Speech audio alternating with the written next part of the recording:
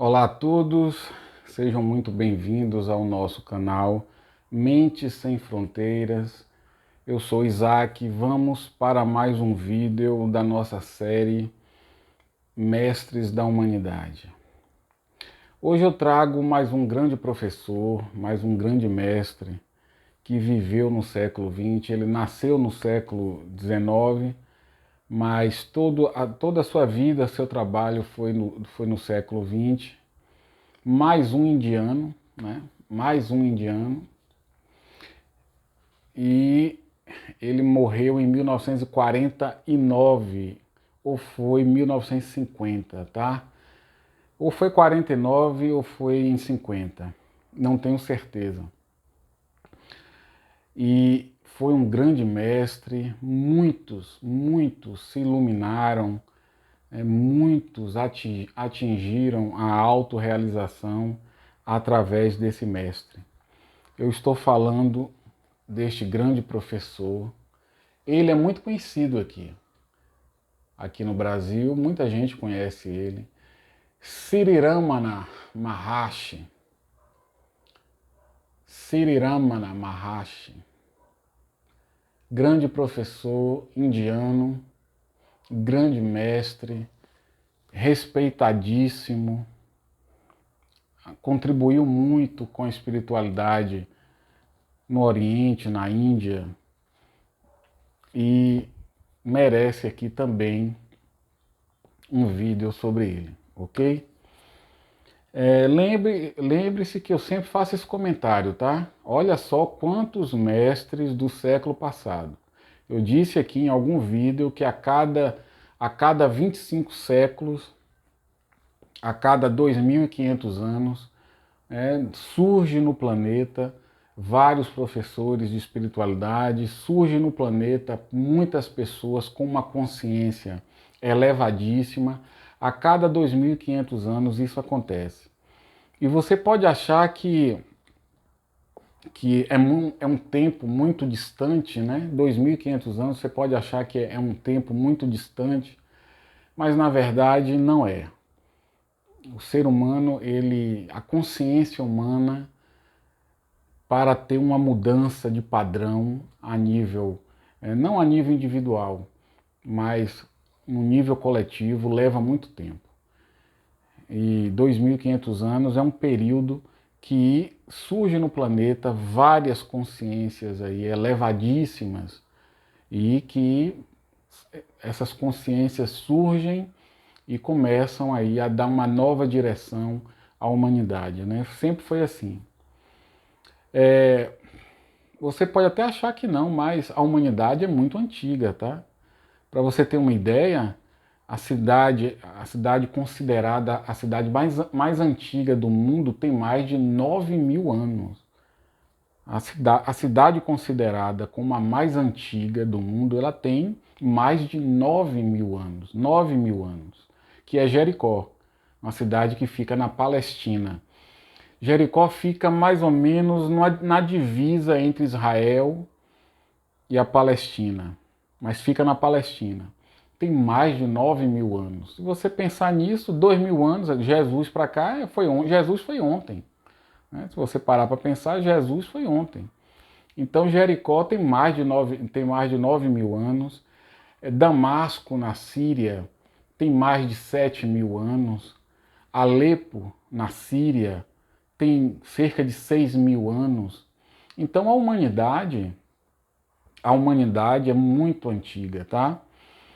E eu falei aqui, essas três cidades, interessante, eu nem tinha pensado nisso. As três cidades, Jericó na Palestina, Damasco na Síria, Alepo na Síria, né? Tudo ali no Oriente Médio, né? Aí me lembrei aqui das escolas do deserto. Esse conhecimento fantástico surgiu ali, tinha que surgir ali naquela região do Oriente Médio, né? As escolas do deserto. Mas enfim, vamos voltar aqui para Sri Ramana Maharshi, esse grande professor que atingiu a iluminação muito jovem. Uma curiosidade dele, ele não teve professor, tá? Ele não teve professor. A história de Sri Ramana é bem interessante. Aos 16 anos ele teve uma experiência,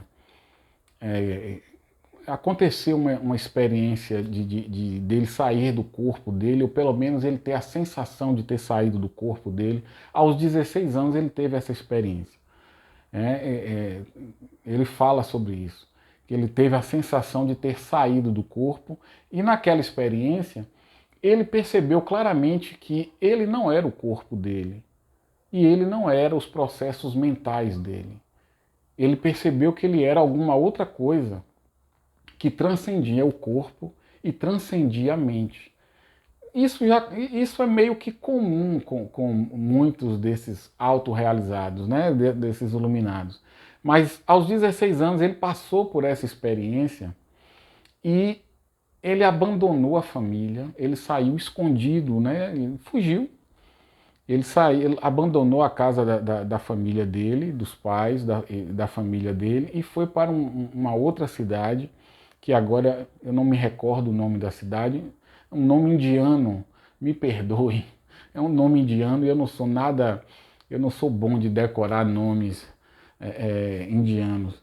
Então, ele fugiu da casa da família dele, foi para uma outra cidade, intuitivamente ele fez isso. Ele disse que ninguém mandou ele fazer isso, ele não leu isso em lugar nenhum, intuitivamente ele foi. E aí ele procurou um lugar para meditar e encontrou umas ruínas de um templo. Umas ruínas, um templo muito antigo em ruínas. E ele entrou lá nessas ruínas desse templo que estava fechado e entrou lá, conseguiu entrar e se sentou e começou a meditar. E lá ficou. E descobriram aquele adolescente lá meditando, que não saía de lá, não saía para comer, para beber água, para nada. Ele ficou tanto tempo meditando que começou a aparecer feridas no corpo dele, né? Porque ele ficou muito tempo meditando, insetos mordiam o corpo dele. Quando você está meditando, você entra num nível de transe. A palavra correta não é transe, tá? Mas eu vou usar essa palavra para você ter uma percepção, para entender o que eu estou falando. Eu vou usar essa palavra. Quando você está meditando, você entra num nível, num estado de consciência tão profundo, num transe tão profundo, que você não sente mais seu corpo. Você não sente nada do corpo. Então esse foi o estado dele. Ele ficou um bom tempo assim, e algumas pessoas descobriram aquele adolescente lá naquelas ruínas daquele templo lá, meditando, e começaram, ia lá cuidar dele. Colocava água na boca dele, melava a boca, molhava a boca dele com água, cuidavam das feridas dele, passava. Você tem que entender uma coisa, a cultura indiana é extremamente espiritualista, tá? Pessoas que buscam a espiritualidade na Índia, essas pessoas, elas são amparadas por toda a sociedade. É diferente daqui.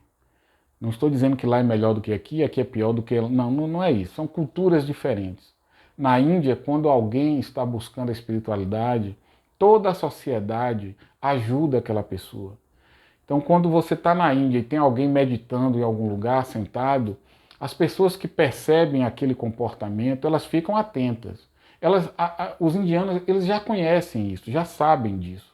Às vezes a pessoa entra num transe tão profundo e fica lá. Então alguém tem que ir lá cuidar, colocar um cobertor, porque pode esfriar, se for inverno, chuva, as pessoas vão e cuidam. Aconteceu isso com o Sri Ramana Maharaj. Ele ficou muito tempo meditando. Eu tenho a impressão que ele ficou entre uns 2 ou 3 anos, tá? Meditando. E as pessoas cuidavam dele, levava água, levava comida, aquela comida pastosa que bota ali na boca, e só para o corpo mesmo se manter vivo. Então ele ficou durante acho que uns 2 ou 3 anos assim, meditando. E os indianos, eles já sabem que quando alguma pessoa tem esse comportamento tão... que não é fácil você abandonar a sua vida, abandonar a sua família, para você estar ali meditando por mais de 1 ano, 2 anos, 3 anos. Os indianos sabem que quando acontece isso é porque aquela pessoa é uma pessoa especial. Aquela pessoa não é uma pessoa comum. Ela traz já na sua genética, ela já traz na sua herança aquela informação que é aquilo que ele tem que fazer, aquilo é o destino dele, né, da pessoa. Então ele faz aquilo, os indianos, a cultura indiana já sabe disso e aí cuida da pessoa. E no período ainda que ele estava meditando, ele já tinha pessoas já que, alguns indianos que já tinham ele, já consideravam ele como um futuro grande mestre.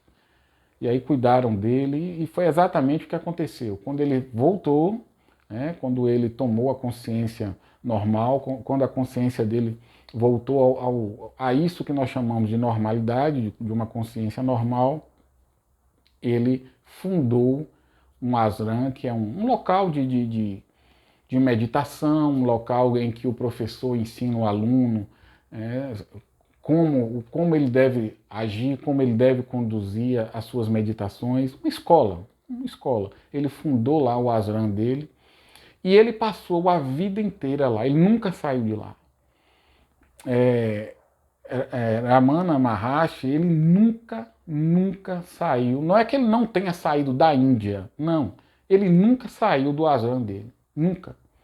No máximo ele dava uma caminhada em volta, tinha uma montanha, uma montanha muito famosa que os indianos, né, nessa cidade, eles consideram essa montanha como uma montanha sagrada. Então, Sri Ramana, ele acordava e tinha um hábito de dar uma volta, né, ao redor da montanha, caminhando. Então ele nunca saiu de lá e ele ensinou por, não sei, uns 50 anos, por aí. Ensinou vírgula, porque ele é considerado um mestre Advaita Vedanta. Ele não era muito de falar, ele era muito silencioso. Ele atraía muita gente pelo simples magnetismo dele. Você tem que entender que um iluminado, uma pessoa autorrealizada, tem um magnetismo enorme. O que é isso? O que eu quero dizer com magnetismo? Quando você está próximo de uma pessoa autorrealizada, a energia que ele emana, né, o ser dele, a presença dele influencia você completamente. Você entra num estado mental, você entra num estado emocional diferente do seu estado comum, de ansiedade, de inquietação, às vezes de angústia, de depressão, né? Quando você está na presença de uma pessoa iluminada, é muito comum que todo o seu sistema biopsíquico, psicossomático, todo o seu sistema entra em equilíbrio, porque o ser, a presença do iluminado, ele consegue influenciar toda a sua mente, suas emoções, o seu metabolismo.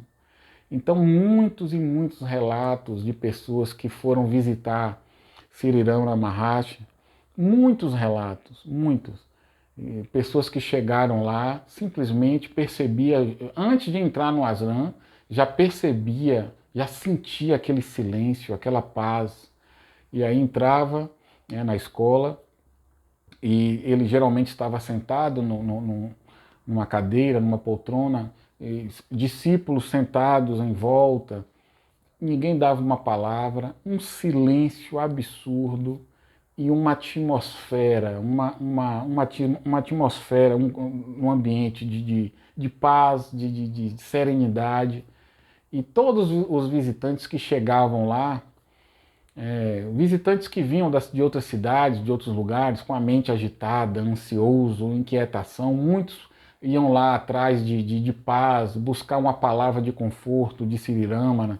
Muitos chegavam lá com perguntas, querendo saber coisas sobre como se iluminar, como transcender a mente. Muitos com a mente cheia de pensamentos, né, uma atividade mental compulsiva, compulsória.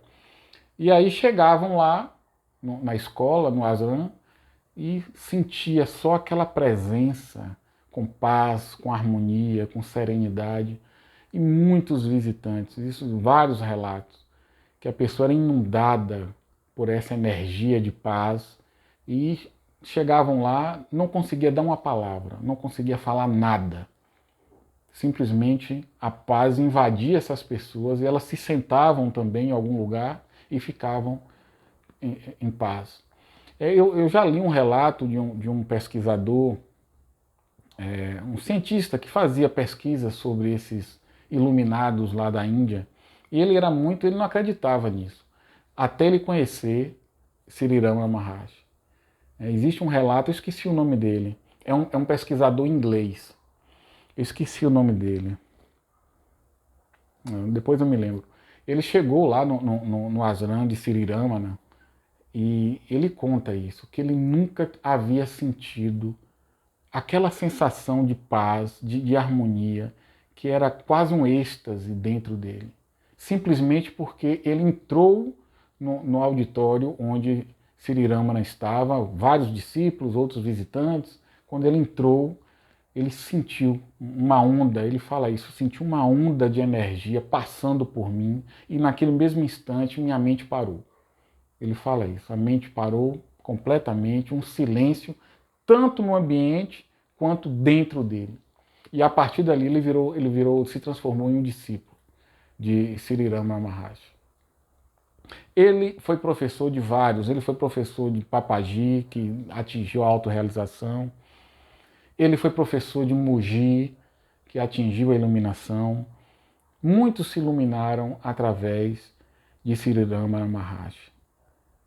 E, como eu disse, ele era um mestre do Advaita Vedanta. Ele não falava muito, ele não ensinava, ele não passava muitos conceitos. Só a presença dele transformava a pessoa. Só o fato de você estar na presença dele, você sentia algo completamente diferente, algo que você nunca havia sentido. Claro que ele conversava com os discípulos, ele tirava dúvidas, ele falava, mas o mais comum era ele estar em silêncio. Sri Ramana Maharshi. Tem aqui esse livro, que é muito legal, vale a pena você conhecer.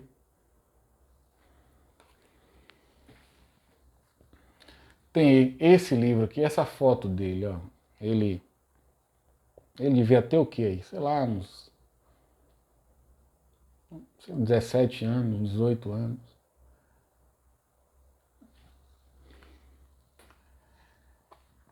Esse livro aqui também é muito legal, Instrução Espiritual de Sri Ramana Maharshi. Outro livro dele muito bom, Mahā Yoga, de Sri Ramana Maharshi. E mais um livro dele, esse é o melhor, recomendo demais, Seja Como Você É. Muito bom esse livro, um livro relativamente grande. Muito bom esse livro. Então, pessoal, essa série aqui, Mestres da Humanidade, é para abrir a cabeça das pessoas que quando a gente pensa em espiritualidade, vem na cabeça Jesus Cristo, Buda, é o que vem na cabeça das pessoas, né? Então essa série é para abrir aí a cabeça das pessoas, que a espiritualidade, né, ela é muito mais ampla, muito mais diversa do que as pessoas acham. A espiritualidade é algo que acontece no indivíduo que conduz ele a um estado de transcendência do corpo e principalmente transcendência da mente. E não existe uma técnica para você conseguir isso, não existe 2, 3 técnicas, existem vários métodos.